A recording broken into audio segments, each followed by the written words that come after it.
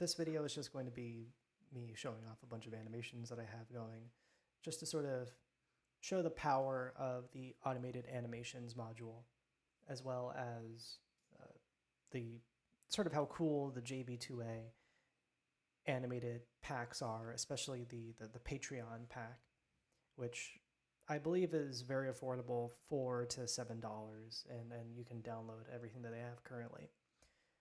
Also, Token Magic, special shout out to them because they allow, just sort of in combination of the JP2A animations and the Token Magic animations, you can make very interesting and useful sets of animations for your for anything really. So what I'm going to do is just sort of throw everybody into a combat, and we can take a look at oh, we already had a combat going. Look at that. All right, let's make a new combat then. Fine. And then we'll just add everybody to a combat. We're going to roll initiative, and then we'll begin, right? So Rick is up first. He's a fighter, fighter-ass fighter. He's got fighter-ass fighter animations. He has to be up close and personal with his enemies. And for those who don't know, with a lot of animations, targeting helps a lot. And so to assist with my players sort of being able to target more effectively, I have downloaded Smart Target. And what Smart Target does is it does a couple things. One, it changes the color of the targeting to match the color associated with this particular player. So right now it's blue for me, but let's say the player who controls Rick is like, I don't know, orange or something. Then these would appear orange for him, but it would also show the icon of that character, the character who is currently targeting this creature, in the top right corner of the character, maybe even above it or something. It's really nifty. It allows players to see who's targeting what. It allows me to see who's targeting what in case there's some issue or error. And it also makes targeting things much easier and faster because they can like, I think like hit like, it's different depending on if you're a player or a DM, but it just makes targeting things a lot simpler. So going through the animations, we got his attack of opportunity.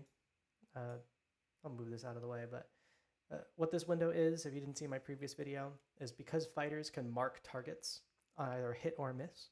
Every attack that allows them to do this, I added this macro. And what the macro does is it creates this window, and if he chooses yes, it will place a mark on this target. If he chooses no, it will do nothing. And so we can see that maybe he does want to mark it, and then there's this cool marking animation associated with them. Not to mention the actual icon associated with being marked, and it says right there, marked by Rick. So again, that's his attack of opportunity. It's also that macro is smart enough to know if they're already marked, not to ask that question, because that's annoying. Nobody wants to do that. So attack of opportunity, basic attack melee. I think he has a throw attack. Let's put him a little bit far away. So he throws like a hatchet or something. I don't think Charge has one, but Cleave does. Tide of Iron. Let's actually zoom out a little bit so you can get a better look at them. Cleave, Tide of Iron, Steel Serpent Strike.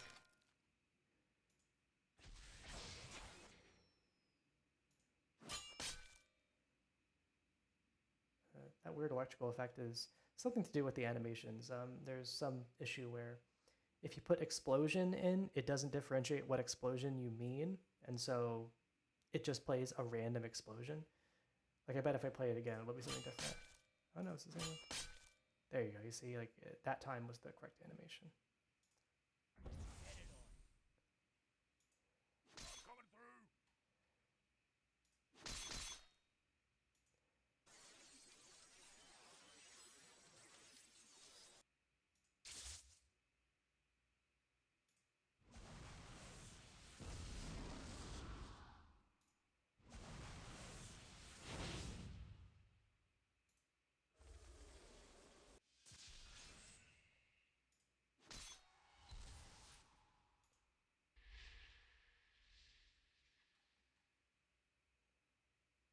So that's all of Rick's powers and abilities.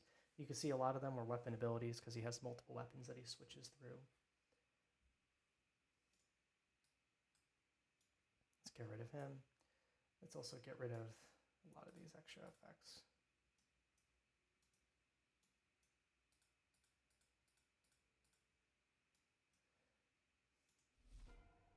Next up, some hyenas. So this hyena walks up and tries to bite Splug. That's about it. Just a bite, simple bite attack. Nightshade. Now, Nightshade was probably my favorite to animate. I mean, she's a wizard, right? Or a witch. She gets awesome powers. She's the newest addition to the group. And once she joined is exactly the same day that I found these animation packs. So I put a lot of time and effort into hers in particular.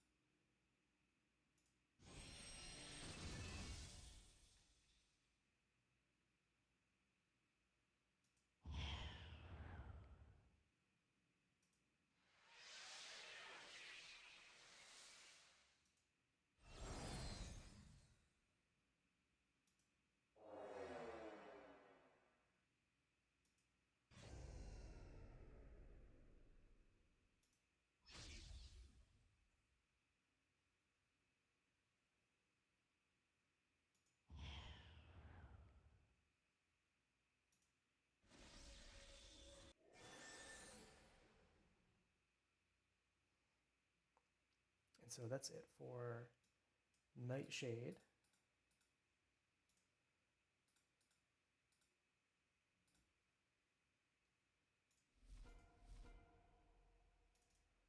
I'm not sure if this guy has any, but let's just see.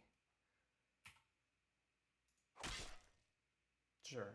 A basic ass flail. Nothing crazy. What does overwhelming attack do? Nothing. I'll fix that later. No Marauder. Probably just some basic ass spear or whatever, but let's say Gren goes. Now Gren as an invoker, he's got a lot of multi-target ranged attacks. So his are really meant to sort of target a wide range of creatures.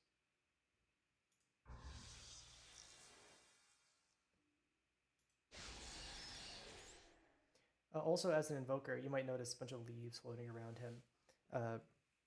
The story behind his character is that he is an invoker, but he, instead of getting his powers necessarily from like your traditional divine sense, he gets them specifically from gods belonging to the Feywild. And so as a Wilden, he is very much associated directly with nature, and all of his spells and effects are described as being green and being full of Fey energy, and just having this sort of natural concept associated with them.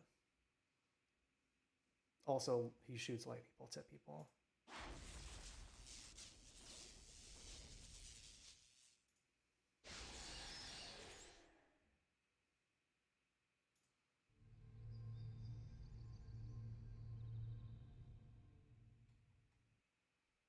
Oh, and also he can summon a storm of blood, which doesn't really match his character, but it's still pretty cool.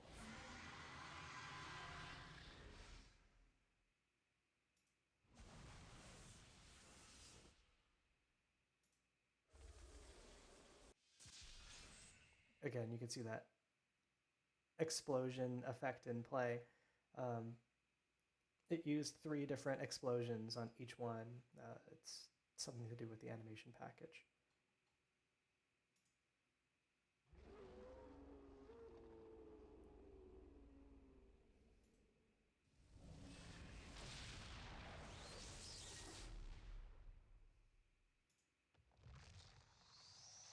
That should appear underneath him. Actually, that's something I need to fix.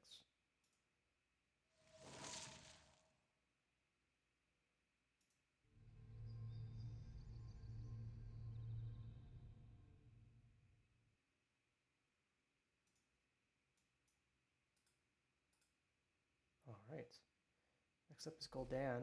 Gul'dan was a lot of fun to animate too, just because, I mean, he's a warlock, and warlocks are always pretty cool. This one gets the most like oohs and ahs every time I use it. The players are like, ooh, what a cool effect.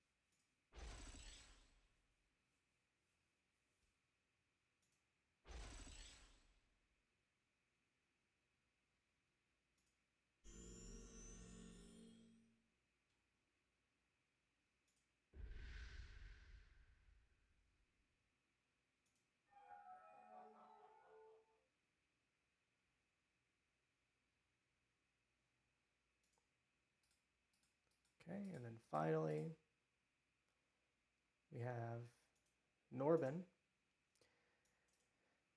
Norbin was a huge pain in the ass to build for because as a rune priest, he has so many powers, and each power had to have a kind of different animation associated with it. I tried to simplify it by making different, basically the same animation twice, just with different colors where I could.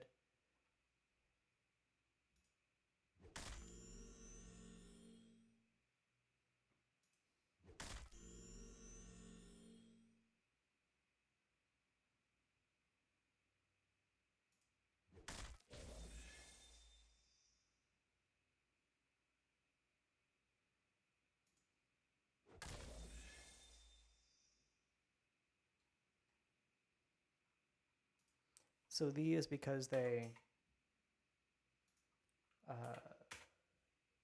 use powers or the opposite power associated with them, I have to give them charges, otherwise they just won't activate at all.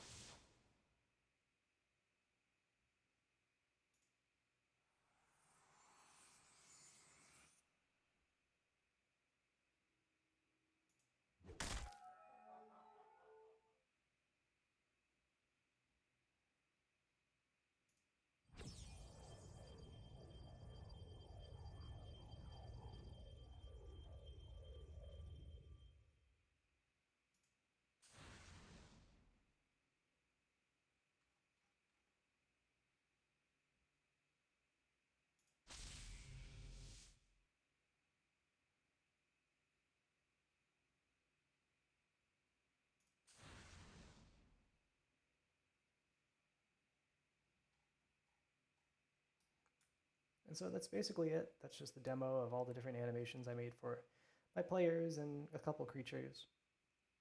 Oh wait, no, can't forget about Splug. He has a short bow. And then he has a special power.